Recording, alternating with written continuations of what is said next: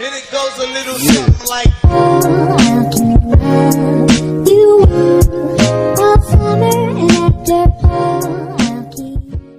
welcome back to the start of Welcome to the start of Carly's fall videos. I'm currently filming this in August. Do not question, okay? And this video was actually requested by one of my dear friends who was very interested, and I will send this video to her. So in honor of her, hi, here's your little video that you requested for me months ago when I was in DC. Today we are talking about the original stories of a few of my favorite princesses.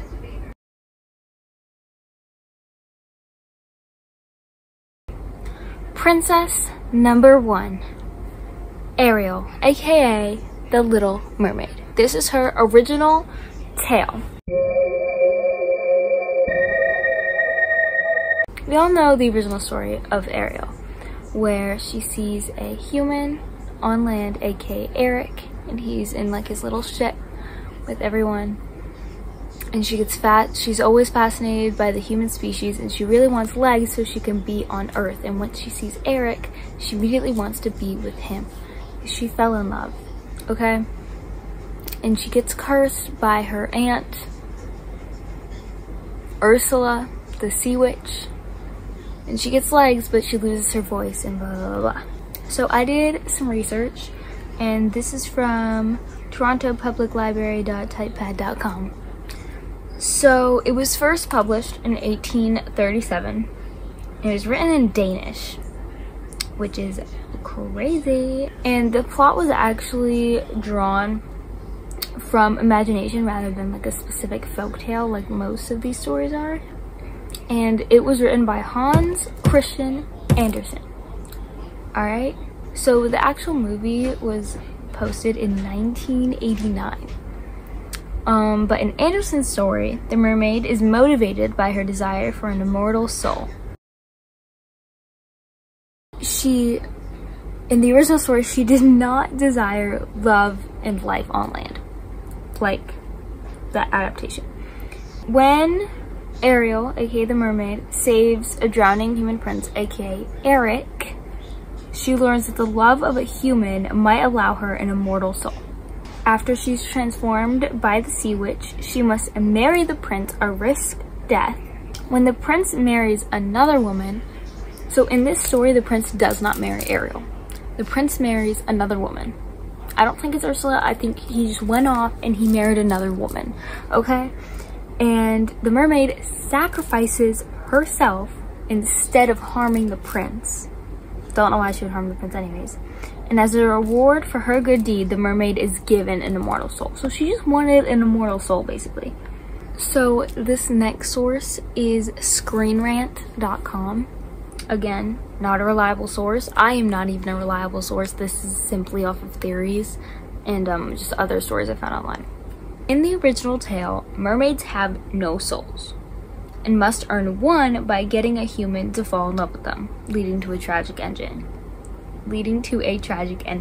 The sea witch's home is even more sinister, which is like filled with hybrid creatures and made of human bones, adding to darkness. In the original tale of the Little Mermaid, every step the Little Mermaid takes will feel as if she is walking on sharp knives.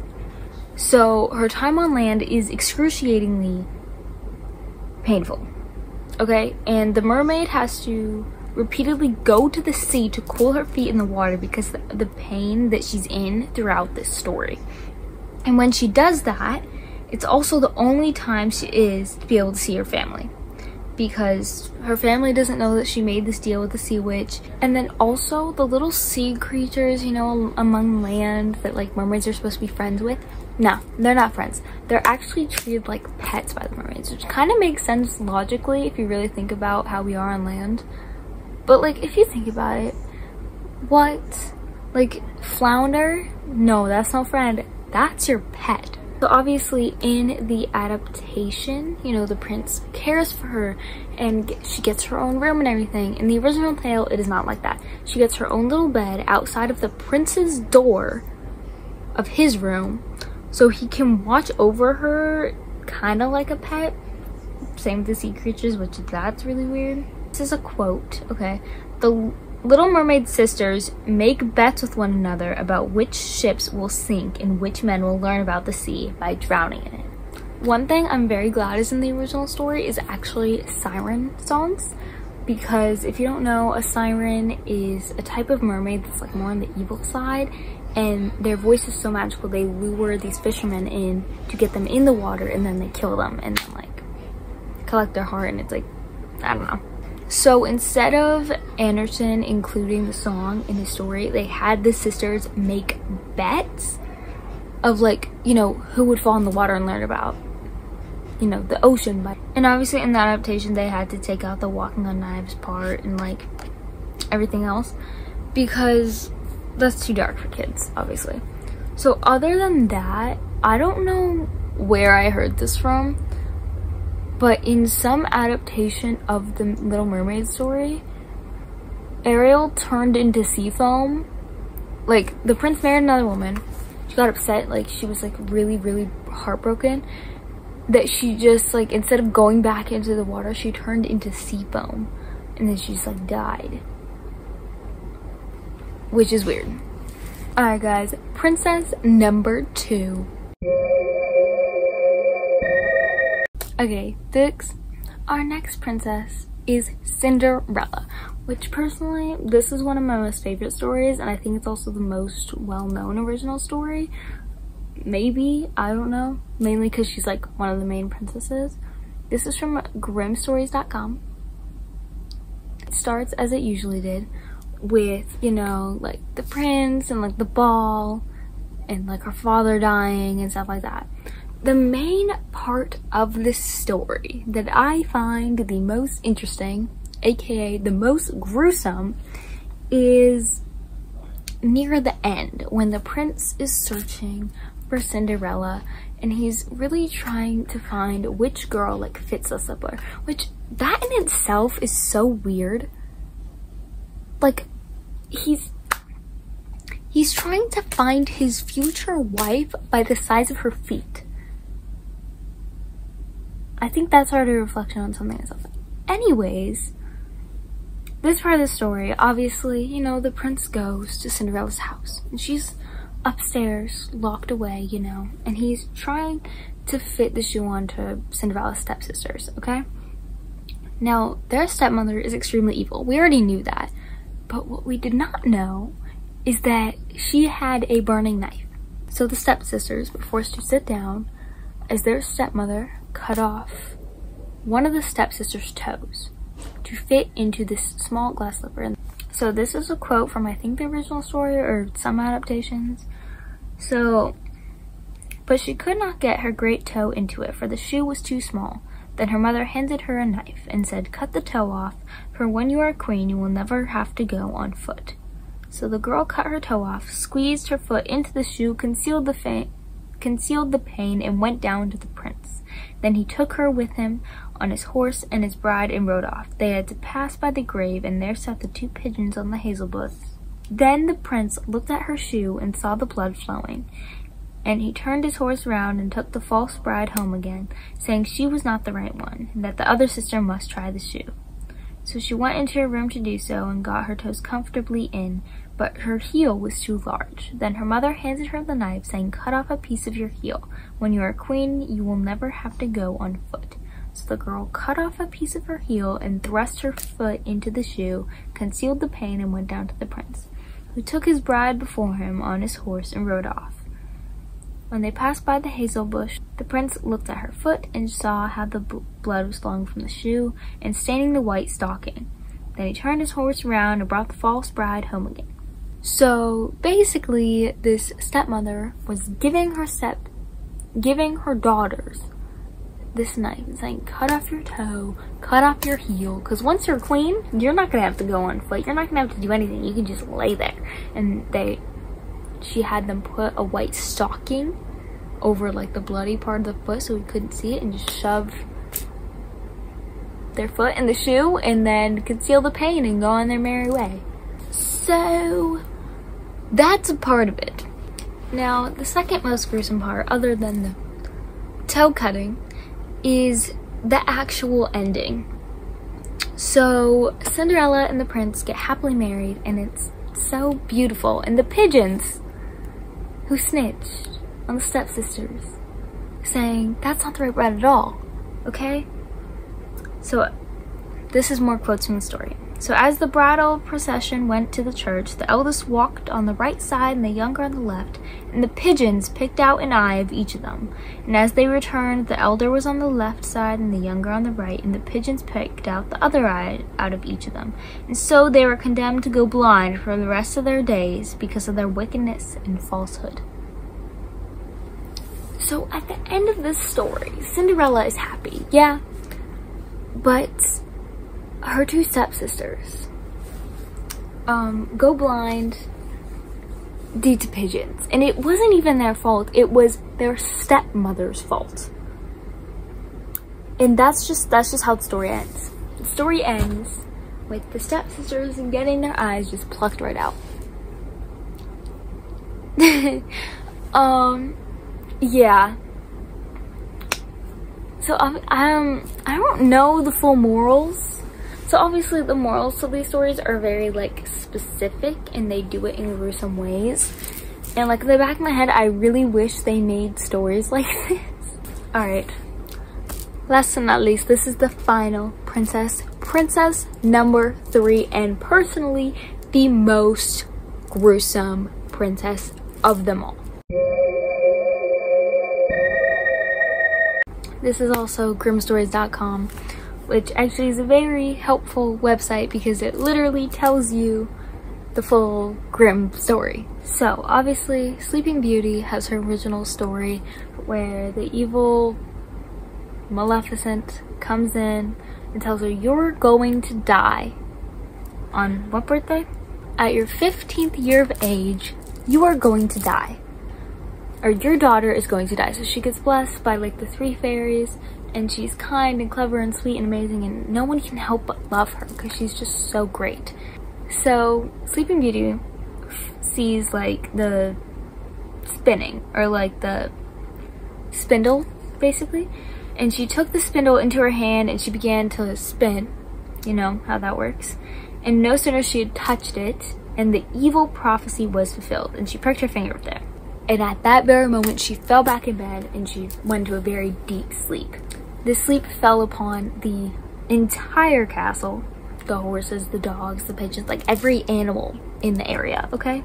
Okay, this next source for Sleeping Beauty is indiatoday.in. Most likely not a reliable source, again. This is the story that I heard about. So obviously it starts as it is. The thing is with Sleeping Beauty, it wasn't a curse in the original story. It was a prophecy. So on her 15th, she fell into a sleep after hitting a spindle. You know, she fulfilled that prophecy.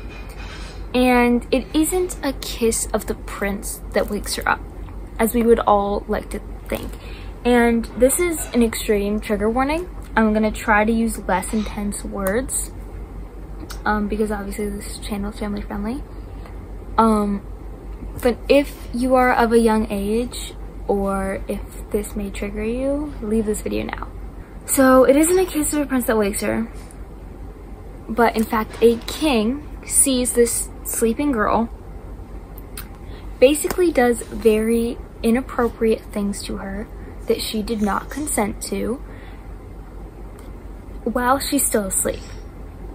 And after 9 months, she gives birth to children, still asleep, still in her sleep. She gave birth to children, twins, who therefore, you know, as children do, they like hook onto your finger or they mess with you, sucked on her pointer finger and pulled out the spindle, the curse of the spindle, with like their mouths.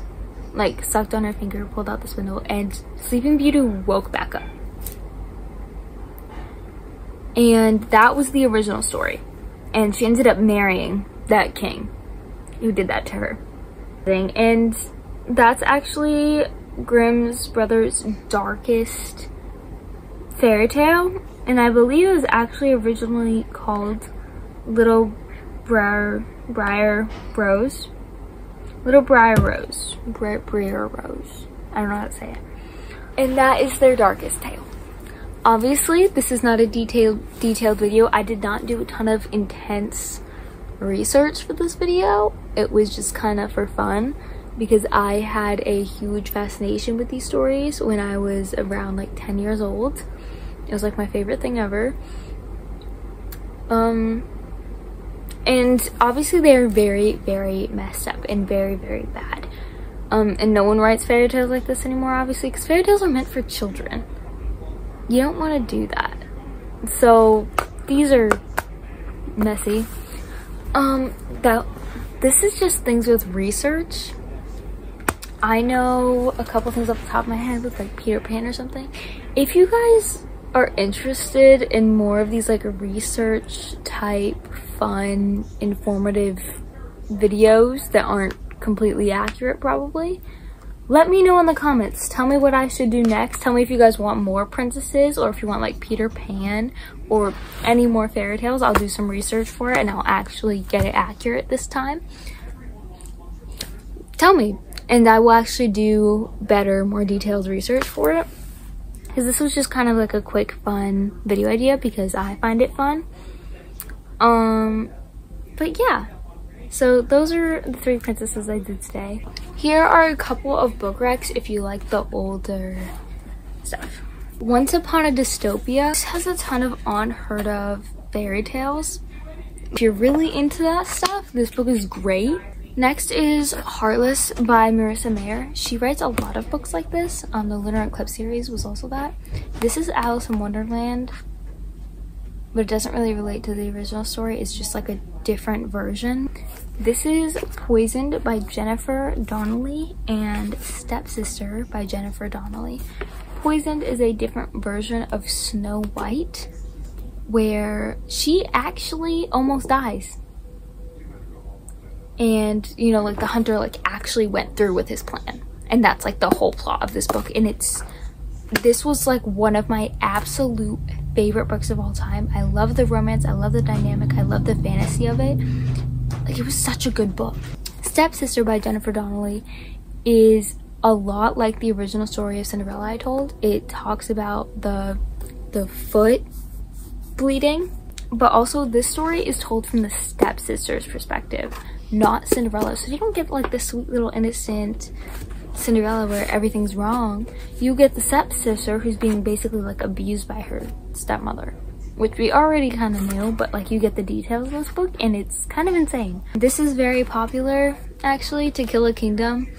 It's kind of like The Little Mermaid, but it's actually just about sirens and how you have to collect a certain amount of hearts to stay alive. Next is Snow White Blood Red. I thought this was a different version of Snow White, but it's actually a ton of like miniature stories. That's it for today's video, pre-filmed. If you guys want more videos like this, as I said before, leave it in the comments down below and I will try to do more of like these research type videos in case you guys find that interesting. But it is currently like 9 o'clock at night and I already filmed the video today, so I'm tired and I need to edit. So I just talked for 40 minutes. I'm gonna lose my voice by the time school starts. Okay. Anyways, thank you guys so much for watching. I love you guys so much and I will see you guys next time. Bye bye.